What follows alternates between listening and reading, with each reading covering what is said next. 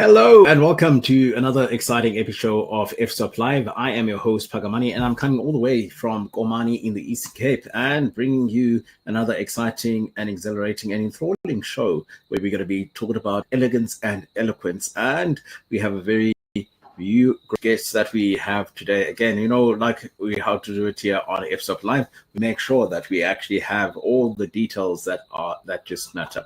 But yeah, with that said, it's been a really incredible week and we've just been blessed and great, to have people who have actually said, you know what, we love being part of your show and we're growing and we're learning, and that is something that we love to hear. That just say to us, I love growing, and one of the things about growth that you facilitate is that you bring us actually closer to the people who matter. So that is the one thing that I always love hearing from our viewers who actually tune into the show. And one of the things that is really phenomenal and great about the show is the fact that, we do have a comment section where people can actually just pop in some questions and say, what, I'd love to be part of the conversation. I see someone who's interesting and there's something that I would literally love to learn from them. So we're more than welcome to actually send us through something onto the show. And yeah, everything is unscripted and we make sure that we actually bring you things live. That's the one thing that I love about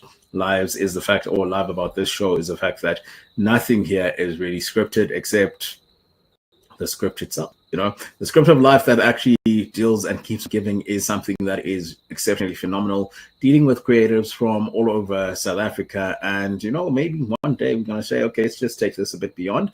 But, for now, we're actually saying local is lekker, and it's like just, there's no DNA, it's just RSA. And as the rugby loving frenetics would say, julle weet nie wat ons weet nie. So that is something that is really wonderful and impactful and great to know and to hear, because you know what, Godox say, you've got the camera, we've got everything else. That's what we keep on saying, So guys, it's a simple thing. Godox SA brings you a whole lot of products. Who just launched the 8600 Pro, the Mark II version. Same thing with the 8200 Pro. The Mark II version is also out. So there are a lot of nice little interesting toys that we can actually use to make sure that we actually get the best out of our creativity. But it's not always about me, it's not always speaking about the brand. It's also the most important people, the people that actually use the brand, the people that come up to us and say, I like how you actually lit that subject. How can I actually do that?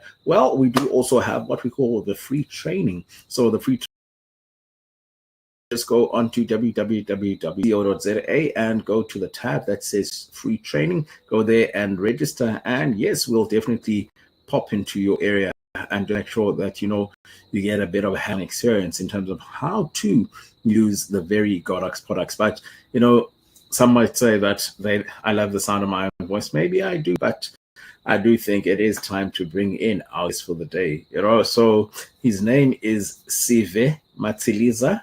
So I'm going to allow that Sivu actually come onto the screen, introduce himself, and then we're going to bombard him with questions just to make sure that Sivu actually knows that, he's welcome in the house. And in him being welcome in the house, we're going to actually make sure that things work the way that they're actually supposed to work. Because, there's a whole lot of learning that needs to happen. And it's happening right here on F-Stop Live. So that's the one thing. Here we go. There we go. And then Work Food says, hey, let's go, Veggie. So yeah, let's go. And yeah, definitely, let's bring on Sivu. I hope he's not as nervous to be with us. But hey, nerves are good. All right. See, I've been trying to hype things up. I've been trying to be a cheerleader, and one of the things I've been playing a ram tam tam, like, yeah. So that is the one thing that I've really been doing, trying to drum it up, hype it up, and just bring it to life and just make sure that our viewers actually know that, what, we have a person. The title of the show in and of itself, it says Eloquence and Elegance. So yeah, the man behind Eloquence and Elegance. Welcome to F-Stop Live. And yeah, this is my official welcome. And definitely now I'm going to hand over to you 1 minute. Please introduce yourself before I move on to the second section, which is to make sure that I bombard you with questions. Bring it on. Good evening, Pugs. Good evening, viewers. I'm Sivu Matsiliza. I'm a commercial and lifestyle photographer. I've been doing photography for 11 years. I don't know what else people say in the introduction, but it's been 11 years in the journey. And I've been enjoying it, man. It's been such a beautiful journey. It has its ups and downs, but I don't think I would be doing anything else. Nice one. You love photography. What brought you into photography? We're interested. We want to know all there is about you. We are interested. So actually, my aunt does photography as a hobby. So at the time, growing up or in school, I wanted to be a DJ, funny enough. Okay. For me, it was DJing. I knew once I leave the EC, I'm going to Joburg. I always knew I wanted to be in the entertainment industry, to put it like that.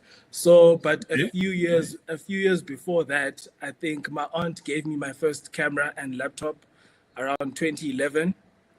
And then at the time, I just used the laptop for DJing, and then I used the camera to take pictures when I went to gigs, chilling with friends, whatever the case may be. Little did I know. So then when I came to Joburg 2013, my aunt was like, I need to keep this guy busy. This DJing thing and him taking gigs here and there first year after school, it wasn't sitting well with her. So then she put me through to a photography course. And then, it was so funny that all the DJs I looked up to or wanted to shadow or, whenever I asked them or sent them emails, I never got responses.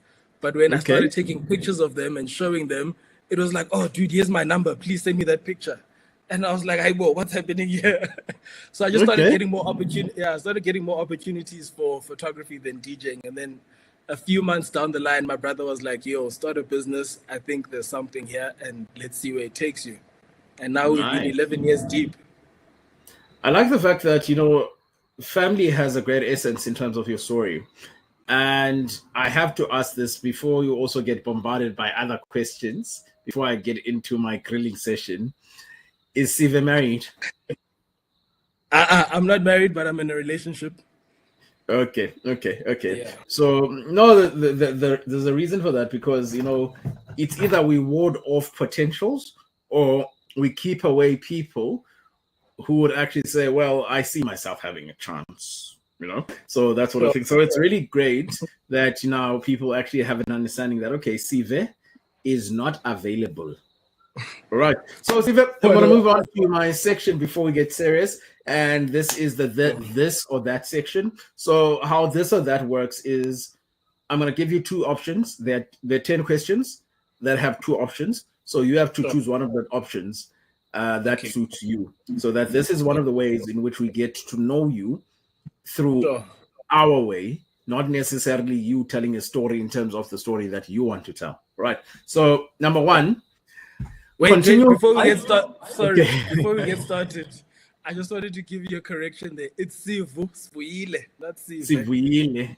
Okay. Sorry about that. Sivu or veg works. Okay. Sivu or veg. Yeah. Vegetables. Okay. Tell me something. Is there any connection between you and work food? None at all. Okay. No, the reason I ask is that we do have a comment there that it's coming from work food, and then he's like, veg. I'm like, oh, okay, veg, work food. Okay, maybe there's connection. Okay, Sivu. Right, Sivu. Let's go into this or that. Okay, question number one: continuous light or strobe light? That's a tricky one, but I'll go with strobe. Strobe. Okay, Godox 8600 Pro or Godox 8400 Pro? I haven't used either, so it's a hard one. But I'll take 600 because it has more power. Okay.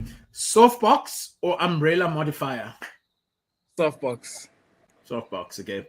Battery powered flash or plug-in studio light? Battery powered. Okay. Godox V1, roundhead flash or TT685? V1. That's my V1, fighter. Okay. Yeah, V1. But the only thing about the V1, though, sorry to cut you off, the only thing about the V1 is that the white bounce card, the way I lose it at events, It falls off so easily. That's my only thing, though. But I love the flash, though. I'll take it any day. V1 any day. All right. V1 wins that one. Okay. Number 6, Octabox or Beauty Dish? Oh, Octa. Octa. Okay. Natural light blending or fully controlled studio lighting? Natural light blending. All right. Have you ever used the SL or VL series? In terms of okay, because I was going to ask you there where you'd use the VL or the SL series. Okay, let's skip that one. High speed sync or regular flash mode? High speed sync any day. All right. Remote triggered lighting or manual adjustment? Remote triggered. Okay, so yeah, that brings a bit of that brings an end to our this or that. It was not that tricky, was it? Nah, I was expecting way worse. No. We don't like to make people squirm, but we love to, have people interact and just give us a bit of insight in terms of the world and what they love and how things really are in their own space. So yeah, big ups to you. Love it. All right. So we move on to getting to know you. Oopsie. Okay. Reload. Okay, it lost connection there. Live. Oh, okay. My screen went poof, and I was like, okay, it just said reload. Yeah, so I was like, hey, it said reload, and I'm like thinking, oh, my goodness. The story just before we got into the show that it's happened before. You did. I just went off, and the next thing is like, my guest. Big ups to Molly. Molly, if you're watching this evening, big ups to you. I told him the story in terms of how you took over and how things just were. Yeah, it was really crazy, but it worked. You made it work. So yeah. So Sivu, you are gonna have to make it work, mate. No, I was on standby. I was ready. I was like, hey, is it my time to shine?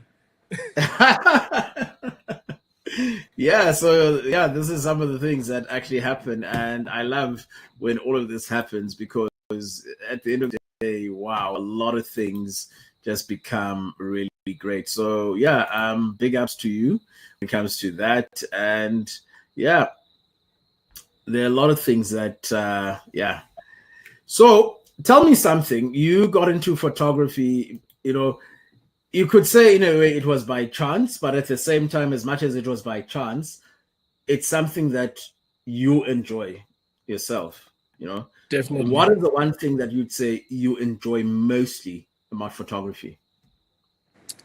I think for me, it's capturing a moment in someone's life that they will never be able to relive again. I think for me, that's as simple as it can be, because like at an event or somewhere, you capture a smile or a laugh, but the person doesn't see that obviously while the event is happening. And once you've edited and delivered the images, it's just like, yo, dude. Like, for me, I'm all about moments. I think, okay. I don't like stage stuff. It's just the moment. I think from that and just capturing a moment in someone's life that they'll never be able to relive again, but they can relive it through the image. All right. And it's a beautiful thing when we have images that actually remind us that, we were once somewhere and something happened. And when it happened, no one can take that moment away because that moment was yours. It was not for anyone else. And I think a lot of people, when it comes to these things, they are crazy. I don't know how to explain the craziness, but it is absolutely crazy. But tell me something. Are you a back button focus photographer by any chance?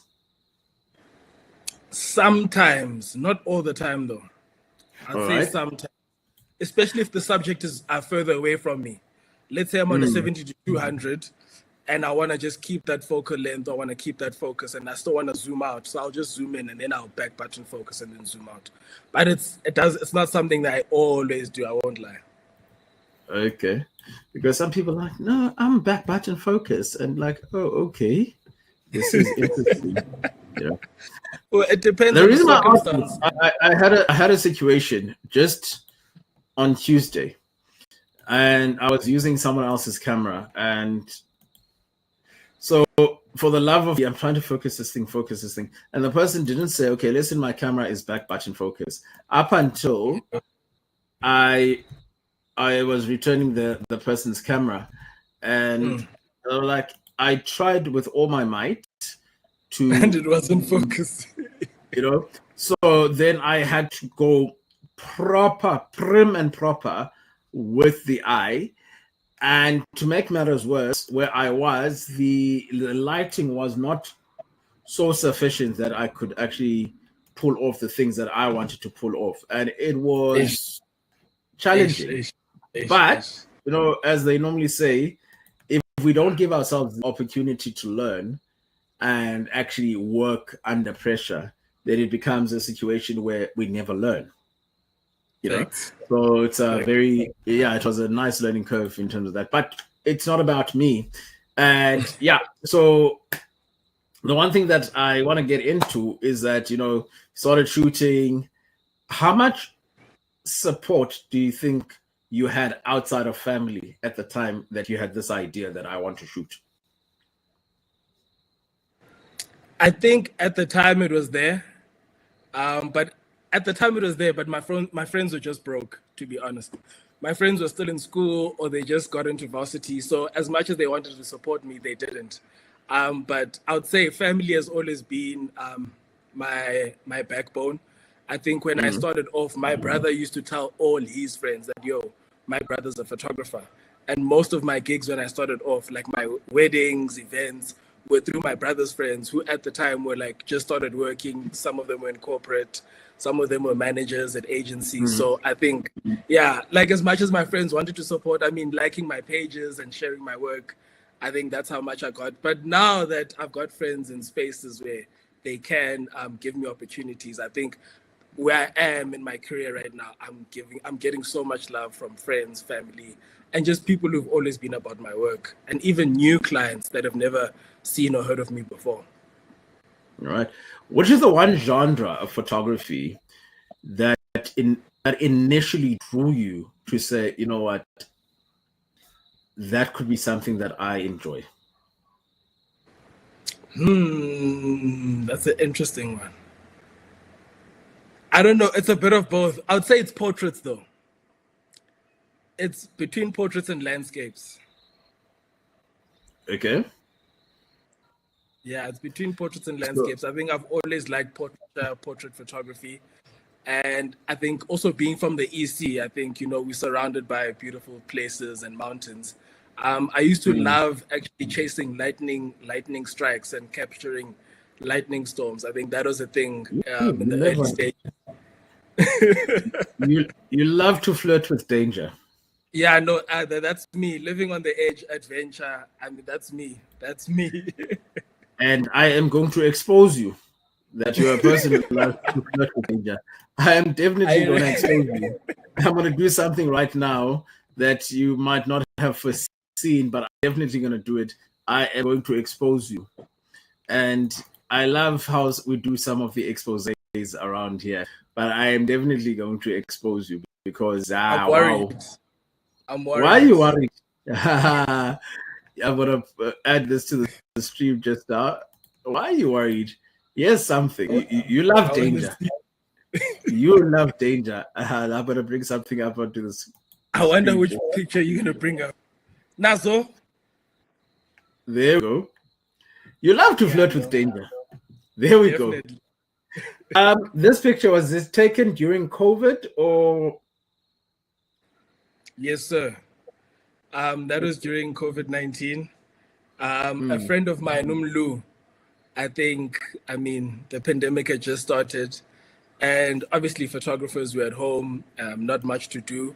And Mlu just started speaking about, you know, how dope it would be to go out and start shooting right now. And I was like, yeah, it would be so dope because then like CBD would be empty. There's no one in the streets.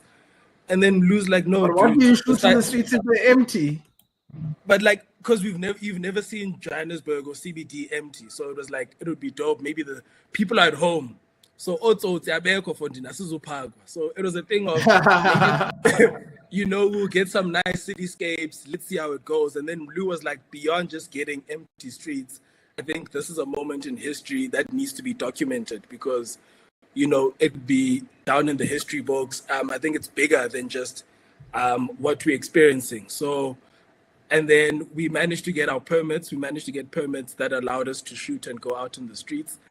And what we found was something different to what we thought would be capturing. People were out in the streets, the CBD was busy, and we spotted where the army and the police force started gathering at Mary Fitzgerald Square. So every morning at around 7 or 8 a.m., they would gather there. I think that's where they would just get briefed on what to do and making sure people are wearing their masks, making sure traders are not trading at the times they're not supposed to be. So once we also saw like there was a pastor who was there who would actually start praying before they went out into the streets.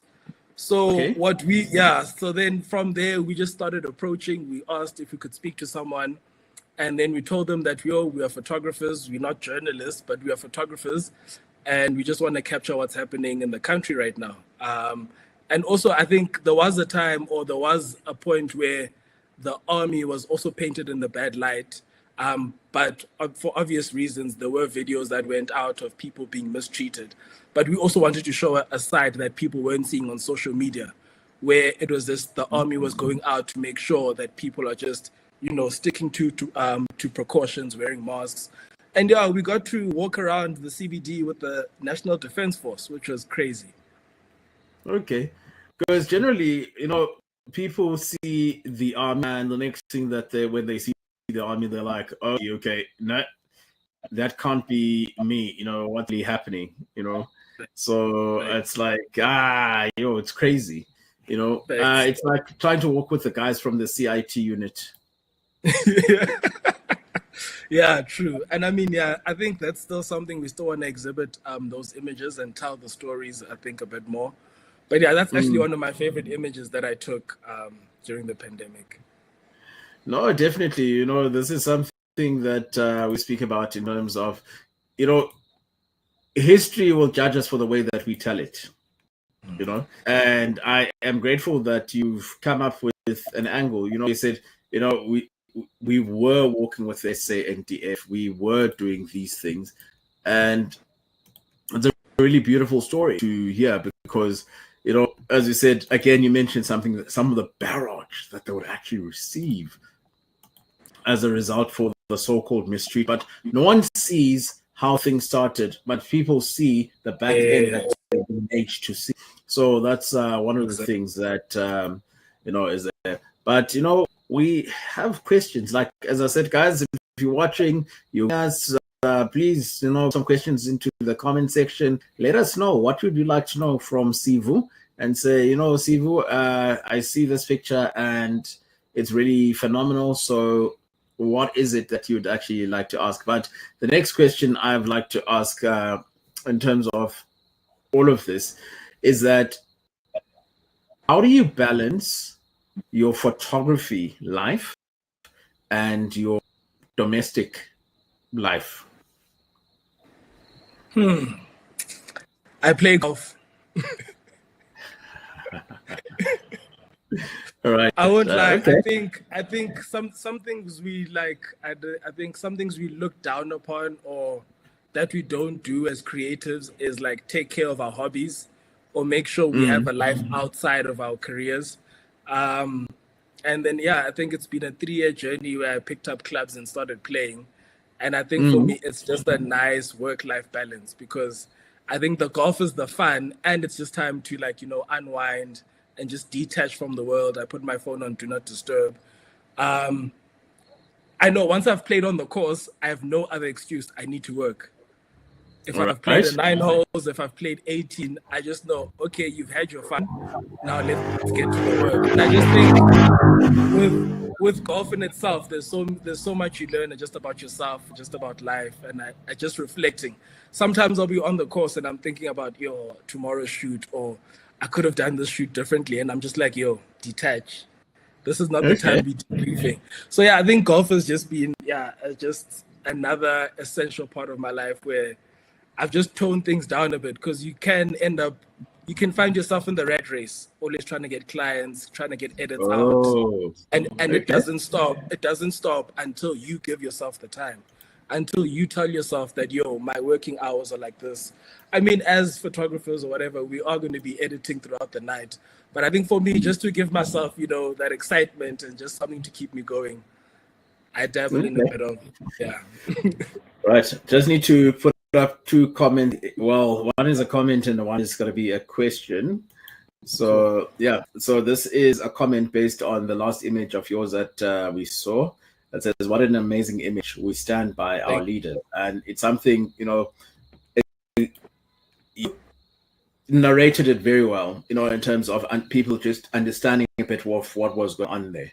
The fact that you have to go out and actually get permission to, be in that space, because as you said, first thing having to say, we are not journalists. And then from saying that we're not journalists, the next part is, can we be part of what you're doing? Just to see. Because another thing, someone would say, okay, no, you guys are terrorists. Why you want to know the affairs of the SANDF, and how you guys negotiated that is a miracle in and of itself. I would say that is a miracle. That is so It's something that it's unprecedented. But then again, it goes to show the human factor behind, our, men in uniform, men and women in uniform. Because a lot of people just think, the person is just the badge, the person is just this, but then they don't take into consideration the other factors in terms of the human. That is so true. Here's a question. Let me just pop it up. Which local creatives inspire you the most? Yo. Geez, putting me in the hot seat here. I think I've got quite a few. But I think right now, just to speak right now, one of my favorite photographers or one of my favorite creatives is J.R. Echo. I think what he's doing and his drive and his passion and how, he's established himself as a photographer and now just moving into a different space where he infuses photography with AI. Oh, man. Beautiful work. I think he's one of my favorites right now. Who else? Is that fine? I think I'll mention just one and leave it at that. Okay. You find that he's inspired by more than one person, and that's also really great. And we all start somewhere, and inspiration comes from a multitude of places. So that's something that is, we can take heart from that. And another comment here, just quickly, just says, golf is always That's Cyril. Cyril's also a photographer. But he also dabbles in a bit of golf, and he has a YouTube golf page. Okay. So thank you very much there, Cyril. And so another question here for you is, what's next for you? So I'm thinking, what is the next project maybe for you that you're going to be working on? And it wasn't just went ahead of, because that was going to be the thing, is that what projects have you worked on, and what then is next, and what's coming next, the ones that you've worked on. Okay, so what do you want me to answer? What's next, or what I've worked on? What you've worked on, and then the probability of what's next. Okay. There's so many things we shoot. Sometimes we even forget. But I think highlights that come to mind. I once did. Actually, I did more than one. I've done a campaign shoot for a Nigerian clothing brand, street style brand called Ashlux. And one of those images that I shot, or part of the campaign that I shot, the image was on a billboard in Nigeria, which was dope. Thank you, international boys. There we go. And then one of my favorite shoots was also the Lexus ES200 press pack. Yes, we're going to be showing that later. You've got one of those images where it was the new Lexus coming to South Africa, and before it was launched, I got to see the vehicle. I got to photograph it. Also living on the edge. Once you show the image, I think I'll explain how I captured it. But yeah, that was Okay. also like a highlight in my career. I think those two, and I just think, yeah, I think those two. Which other shoots have I done? I think those two, yeah. I think And those what's two are one of next? my favorites. I think what's next for me is actually trying to branch out and not just being based in Johannesburg. I think, yeah, I'm finding myself getting booked in Yeah. different provinces. Yeah, I'm finding myself getting booked in different provinces. So I'm trying to see how can I, capitalize on that, and maybe looking at it as being in a seasonal thing where I move to Okay. different places and yeah, offer my services there. But I think, yeah, I think there's still a lot more. Oh, also exploring videography. I think there's no time right now than to be a hybrid shooter. So as much as I always thought I'd be a photographer and nothing else, I think being a hybrid shooter and being able to do photography and videography is just a big plus right now in the industry. Okay, right. So here's the question that's coming next from Tea Time Africa Golf. It's saying, who would you like to collaborate with locally? Locally, okay, I'd say from an automotive point of view, I'd love to collaborate with someone like Segram Pierce, Cape Town-based automotive photographer. Love his work. Even Pete Mark. Who else? I think I'd like to do something with JR, something that would infuse like AI, something a bit different to what I've never shot before. Because for me, it's just been studio backdrop and that's it. But I think infusing elements that went there, I think that would be dope. Okay. We have another question from Lonwabo. So here's a question from Lonwabo. Let's just bring it up. We know you're making a transition to video veggies. So I actually attended a videography course. It was a short course, a 6-week course, which I did this year. And I've edited 1 or 2 videos.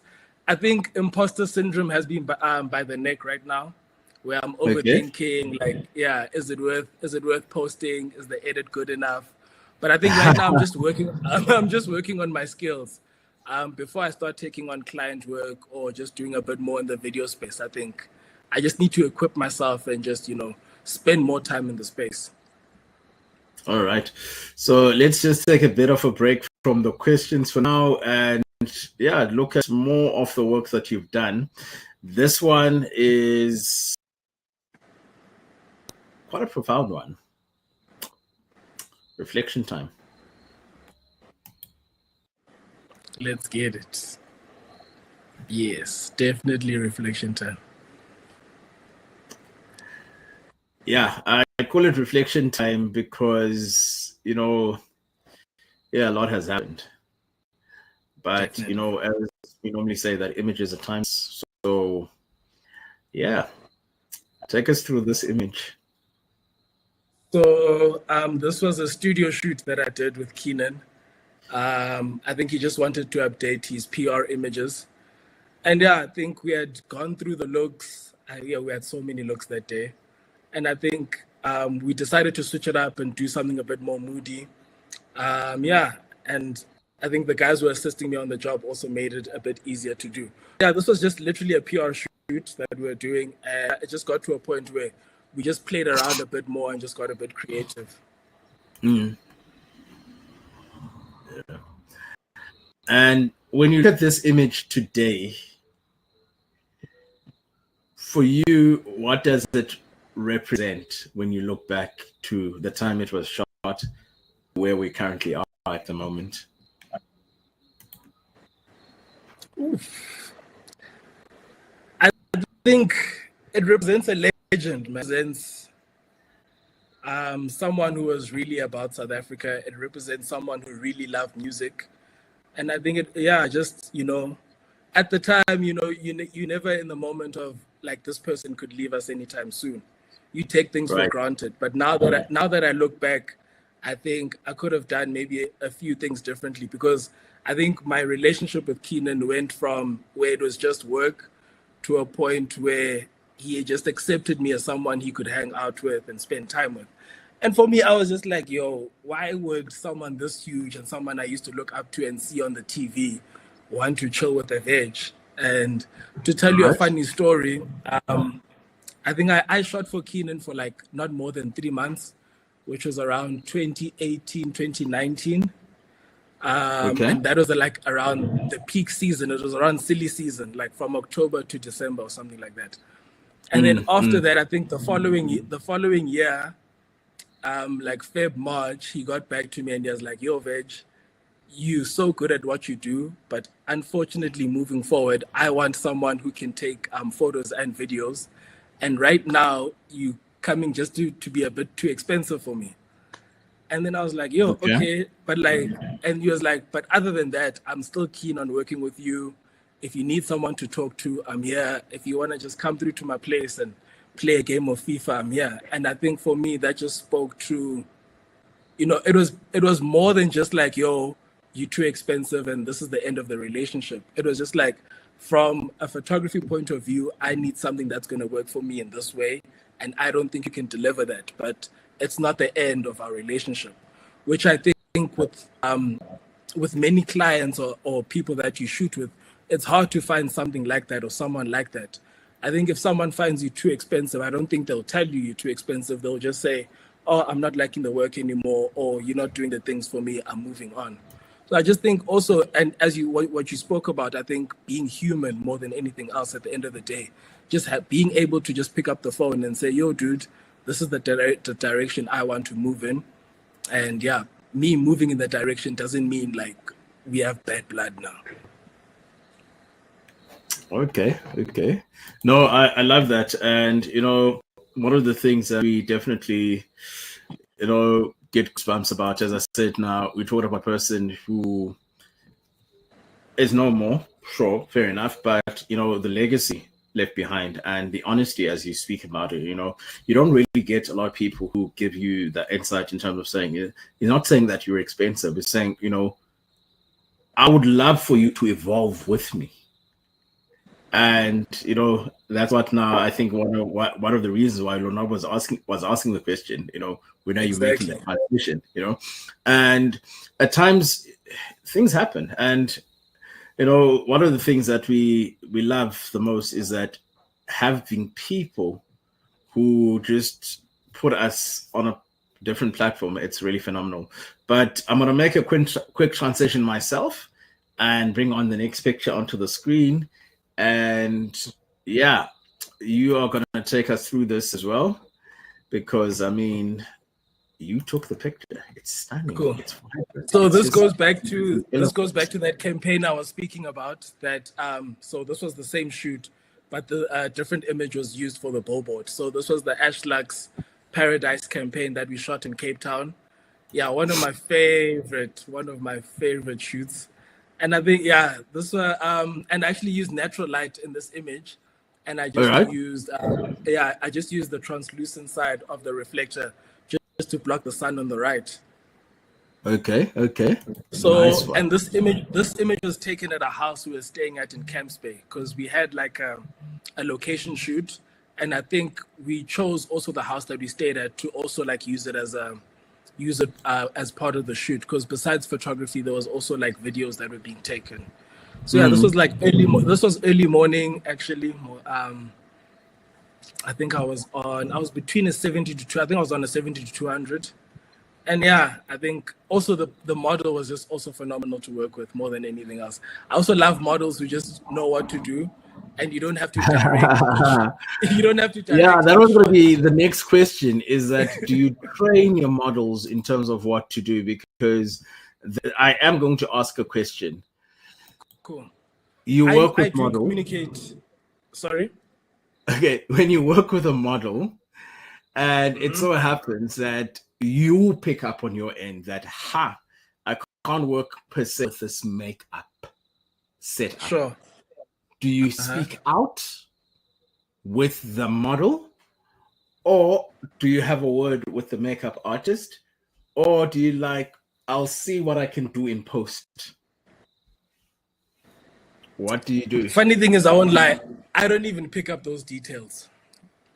That's Really? something maybe an assistant or someone else might pick up.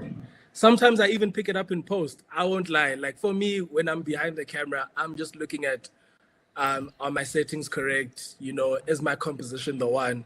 So to even look as far enough as to look at how the makeup is looking, I won't lie. There's been shoots where I think even with the Keenan photo shoot, he had dry lips, and I didn't pick it up Right. during the shoot until it was time to retouch.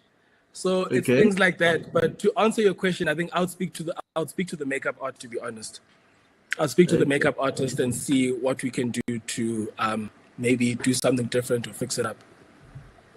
Okay. Because one thing I've learned, if you're on set or if you're at a shoot, it's better just to speak right there and then, because the last thing you want is to regret. Because I mean, there's just some things you can't edit or you can't take out, like, you know. So if you can and you spot it, just speak on the spot, just to avoid any back and forth. But I wouldn't tell the model the makeup isn't working on you, especially if there's a makeup artist who did it. If the model did the makeup, then, you know, it's a conversation I have with them directly. But if there's a makeup artist on set, that's a conversation I have with the makeup artist. Nice. Really modest person.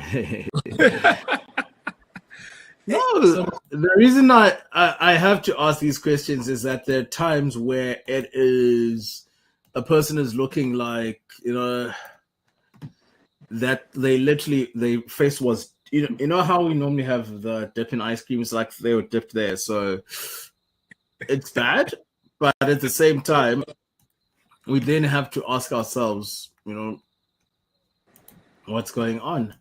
You know, so yeah, so I'm just gonna take this away. Cool. And, Sorry, my laptop battery is getting low. Sorry about that. I thought it was plugged in before we have any emergencies. Okay. In the meantime, let us, while you sort that out, I'm going to bring up another photo from some of your work that you've done. And yeah, we speak about your work. And okay. Nicely plugged in? We're back. Okay. I like that we plugged in because no, you were going to pull at me. Let's 5'2". Yeah, I'm gonna put up another photo and tell me something. Have you ever thought about putting any of your images on stock sites? I have, but I think I just struggle with what image am I gonna use, which image am I putting up. I think it's the thing, you just get in your head, you overthink it. Also having tons of hard drives. Now you're looking for a certain image or a certain shoot you did. You don't even know where to start. How many hard drives do you have? Yeah, a lot. Wow. I think to be honest, I think I've got about 12 right now. I was about to say, okay, I thought I was bad because mine, I have 5.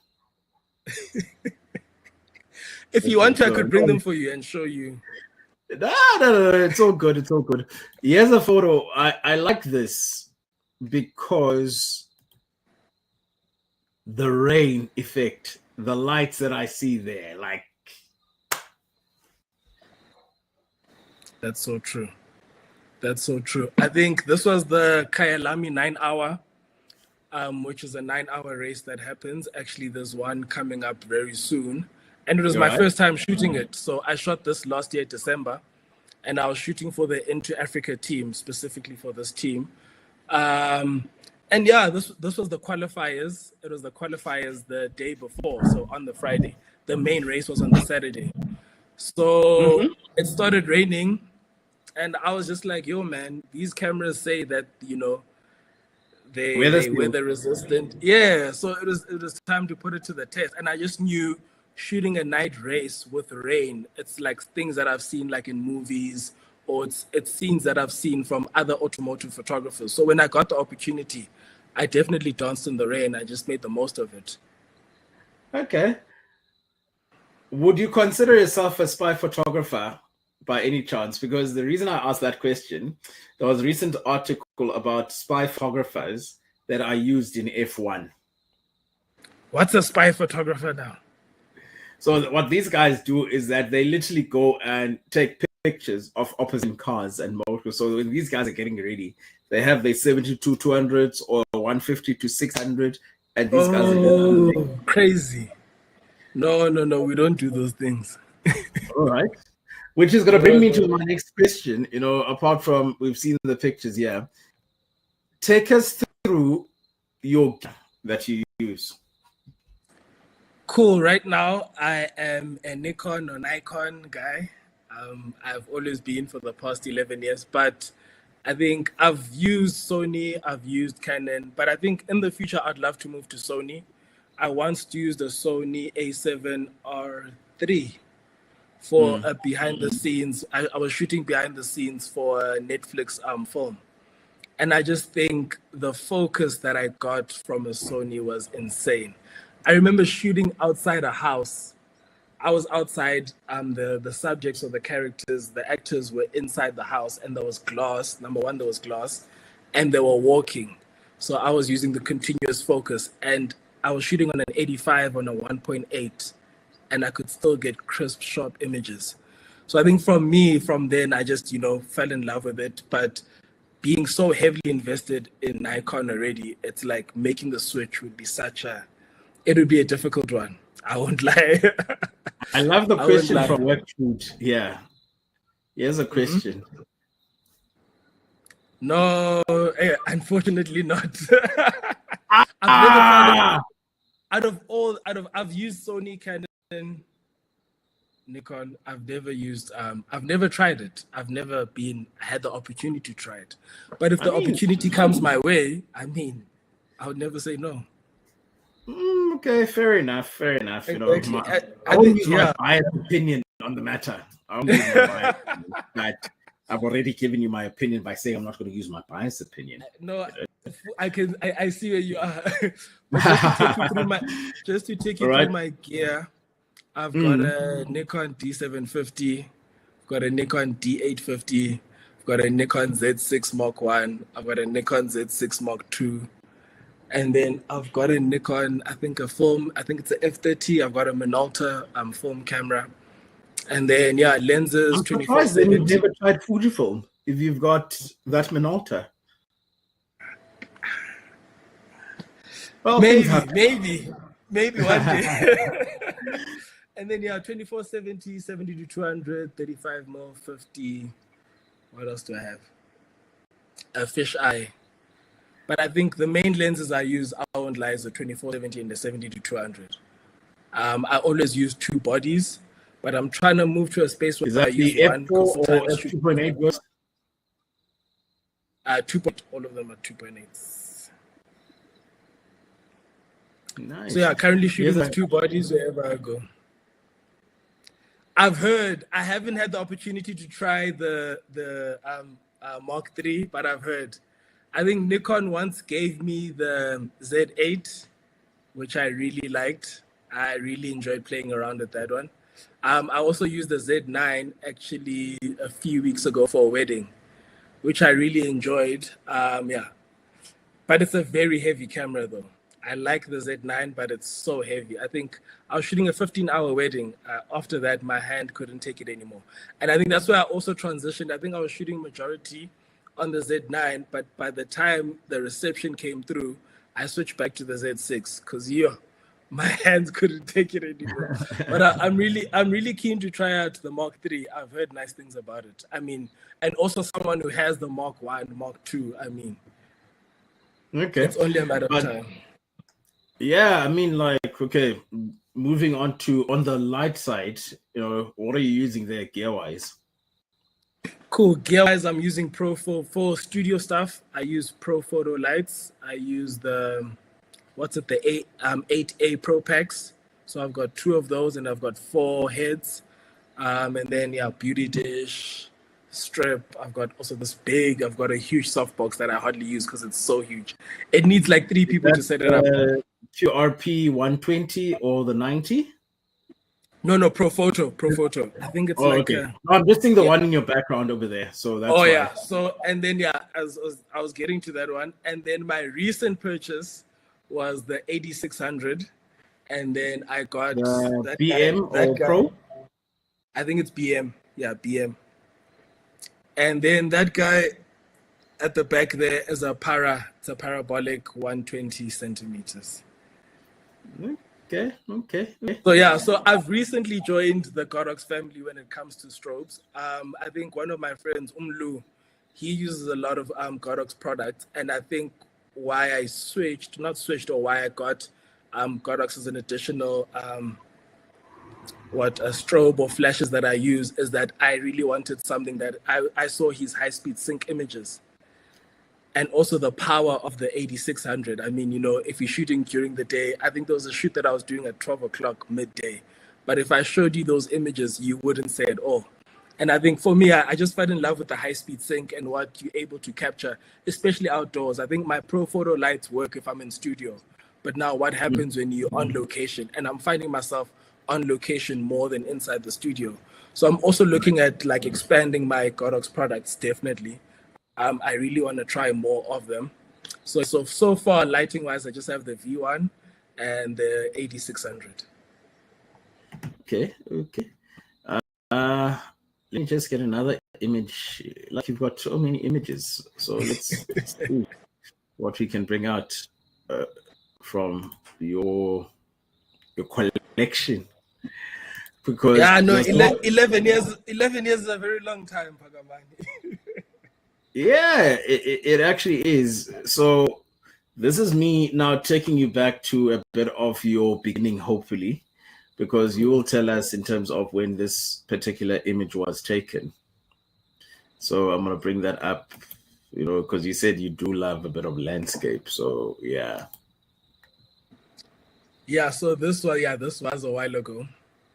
I think this was 2019, 18. Right. Actually, I was on a photography trip with my aunt. So my aunt that I told you about who got me into photography. And actually, just speaking about my aunt, I don't think I entered photography by chance. I think my aunt saw the vision in me before I could see the vision in myself. Because just to give you a backstory about that, at our family functions, I think there was a function we had, and then my aunt would give her camera to like my cousins and everyone would just get a chance to spend some time with the camera and capture whatever was happening at the time. And then she says, I remember speaking to her like a few years later when I was a photographer and I started teaching. She said, out of all my cousins and my family members who use the camera, I had the best images. So my images, like I took time to compose the shot. My images weren't blurry, and she just said from what she saw there while she went through the images, that's how she ended up giving me a camera. So I just think it's also just so crazy how she just saw the talent or what I had at the time before I could even see it in myself. So by the time I got to Johannesburg and went to the photography class, I just fell in love with photography because I already had a camera in my hand, but I never thought that I'd do photography as a career. But just to speak about this image, yeah, so we went on a trip. I think we started here. This was taken at Garib Dam. So we started here. Okay. We drove all the way to Garib Dam, spent a night or 2 nights there. And then we drove to Giant's Castle in the Drakensberg, and that's where we spent her birthday.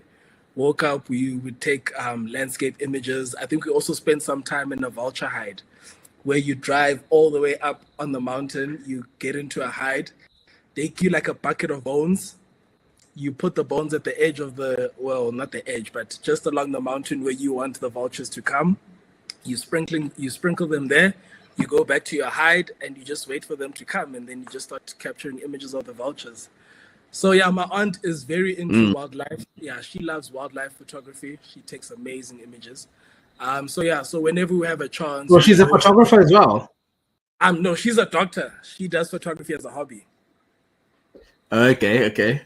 Yeah, she's a doctor. She does photography as a hobby. So yeah, she's also someone, that I can speak to about, we talk about what cameras have come out, what's happening. We also do a lot of outings together, which is just so nice, to have that as a family member.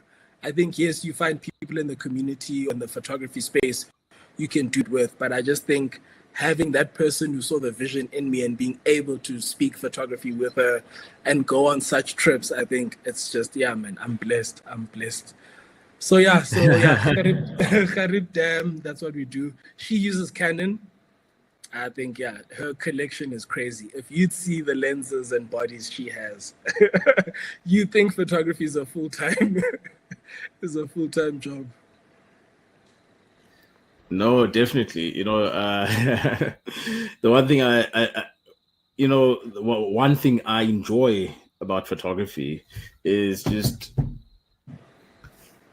how it takes you to a place generally where people don't want to go. The serenity that comes with photography, just the essence of picking up a camera, so that sort of thing. So it really is something. And I think you only understand it once you're actually in it and you pick it up. Because a lot of people, like, I'll give an example. Yeah.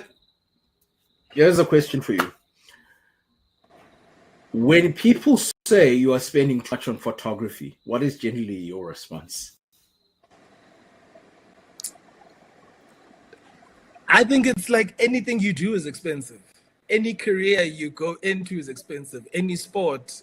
If I wanted to go into if I wanted to become a golfer, which is not going to happen, if I wanted to be a pro golfer, that would be expensive. Now I have to upgrade clubs. I need to, I'm entering tournaments. Like any career you do is expensive. So I just try to translate it to that. I mean, being a doctor, you're gonna have to get your own. You're gonna have to your own practice. So you just have to choose,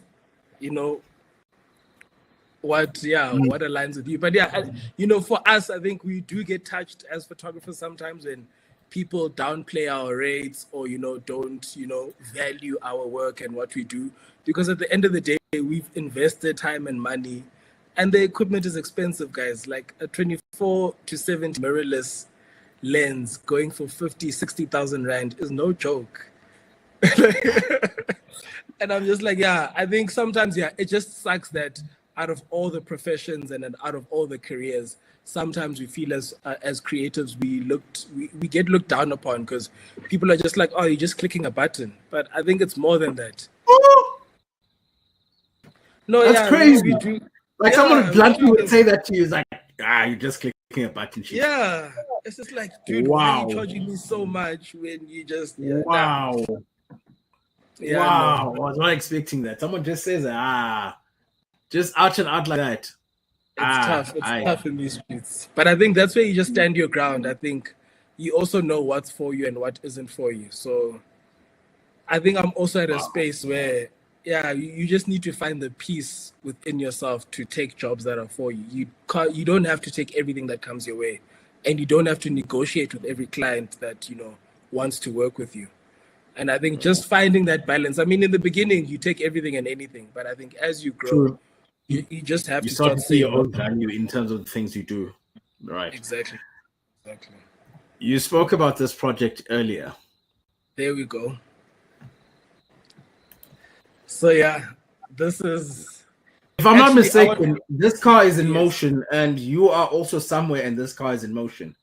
Definitely. Because I can see it in terms of the wheels and everything. It's in motion. Yes. You are somewhere in motion, but you've been able to just pinpoint, get the car right. Cool. So this is it's in motion, and I'm in the boot of the car in front of it. And my hands are very low, almost touching the tar, to be honest. And I'm using the camera screen where I just flip it up, which is a nice thing, is that I don't have to look through the diopter or the viewfinder. That I've flipped up the screen and I just have it as low as possible, just to also get the tar road as foreground and obviously focusing on the car, which is the main subject. I want to ask you a question. How fast do you think this car is going? And what is my shutter speed? Right.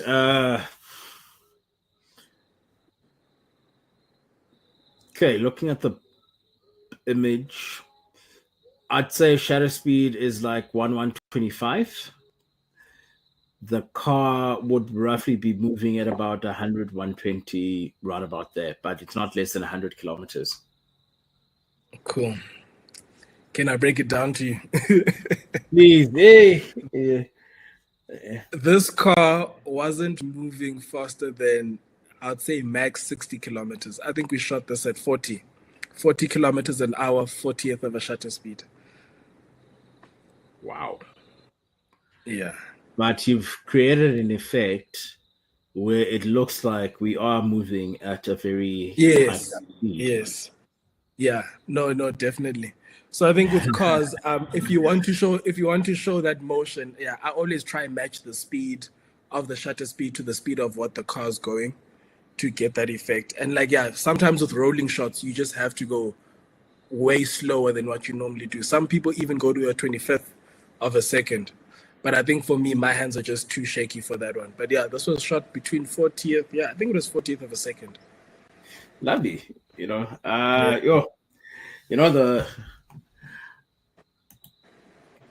The funny or strangest thing that happens at this hour is having to tell people that the interview is over. Is that already? I mean, it's hard to believe that we've just been at it for just over an hour, but it's been insightful. It's been great. It's been something, learning a bit about you, learning about what you shoot, and also just recapping on the story, in terms of the human factor that you have in terms of the interaction with your clients. And, they trust you enough to be honest with you. And that also is a value that you carry within them, because generally people move. They don't come back and say, Sivu, I have something to say, or they just move. So it actually tells a really great story about the human that you are, because people find it easy to be open and honest with you, and working with you is a pleasure. I mean, like even this interview, it's just moved, So it's a really thing to have someone whom things move, and when things move, it's always a sign that there's a lot of greatness, preparation, and strength behind that particular individual. Because at the end of the day, the one thing that we want as people is to be in a space where we can celebrate the fact that there's something that people appreciate about us. And I think one of the things that can definitely be appreciated about you is the fact that you don't just shoot, but you also bring in the personal and human element to why people need shoots. But yeah, I'd like to give you now a moment, people, how they can get hold of you, want to make bookings. Are you fully booked ready for the season? So it's like, you're getting 2025, I'm done 2024. I saw someone during the week, and this lady was like, thank you guys for booking me for 2024. The bookings now I have are 2025. It was like, that happens because people invest in you because they see what you do. Yeah. And yeah, that's dope. So over to you, Sam. I mean, I'd love to post that, but yeah, bookings are still open. I'm available. So on Instagram, I'm Veggie on the Pic. I think that's the main. I'm Sivu Matsiliza. You can follow me there. I think that's where I post more of my series type stuff and more in depth. And I think it's just more on the commercial and automotive stuff. And then email is veggiePhoto@gmail.com. And yeah, reach out. Let's make your shoot happen. Let's bring your vision to life, and let's make magic. All right. Thank you very much, Sivu. Thank you. Veggie. We're gonna try not to do the South African thing where they always look for nicknames. In South Africa, you never really referred to by your name. There's always a nickname. No, there's a nickname, definitely. There's always going to be a nickname. And even with a nickname, there's a nickname for the nickname. It never ends. And then another one hears that, and the next thing, there's always an add-on. There's a remix. So that sort of thing. But yeah, thank you very much, sir, for your time. And now we're going to say just goodbye to you, as I just continue just with the announcements from Godox SA in terms of just promoting one of the events that is coming through this particular Saturday, and also going to have another one that's going to come up on the 2nd of November, but start with the one that is coming up this October. So it's something that a lot of people can just tune into. It's mini content weekend that is actually happening with audio vlogging, how to become all of that. So it's going to be a nice workshop that I can still bring it up even though you are still here with us on the screen. And yeah, so this is basically the workshop that is happening. It's a digital content creation workshop. It's going to be on the Saturday, 19th October from 10 until 1 at Botner's Plumstead. So yeah, by all means, people, just make your way and just, go out and learn. It is always refreshing to do something such as learning. But let me just get back one more question, last question with you. Cool. Tell us about the value that you have seen in attending a content creation workshop. Yeah, that's an important one. I think sometimes we are like in our own bubbles, and because we've been doing this for a long time, we think we can't be taught new things. But I think for me, it opens up so much. Like, it opens up things I've never thought of. It gives me like different processes, and just and another thing is meeting up with other creatives. I think because we follow each other on Instagram and we see each other online, but I think sometimes putting the face to the name and getting to meet the person, like, in person, I think is just so, it adds a bit more, like, you feel like there's still hope in the photography community, and just having people, like, one day my flash might not work, and you're gonna need someone you can call on. Maybe your laptop isn't working. So I just think having people like who are in the same space that you can call upon, you can call your brothers and work with. I think that's something I enjoy, just connecting with people and just learning new things. Because I think sometimes you can just be stuck in our own world of, this is how I do my things, and that's that on that. I think, yeah. So I'm always open to learning, and I think, attending such workshops can just open up your mind, or there's just something you learned in your early stages of photography that you don't apply anymore. Right. Yeah. Veggie, Sivu, Mr. Matsiliza, thank you very much. It's been a very insightful interview. Thank you, and good luck with all your endeavors going forward, and may the light always shine upon you. And here's to great and wonderful things still to happen. And thank you for availing yourself tonight. Thank you so much. Thank you for the platform, my brother. And I wish you nothing but the best. Looking forward to future guests and just, making sure the channel goes bigger and better. Thank you very much, sir. Hola. All right. Hola. All right, ladies and gentlemen, thank you very much. That's been a show for tonight. It has been really insightful. It's been great. And, Uveji has just been one of those really creative people. And thank you very much for tuning in. And this is me signing out up until next week, Thursday, when we bring you another guest. And it's all about learning, and peace out.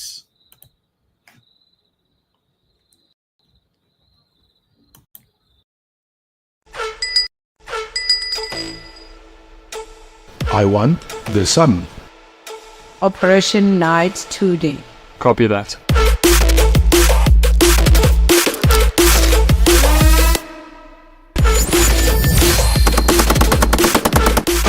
Only your future is brighter than us. Shop Godox SA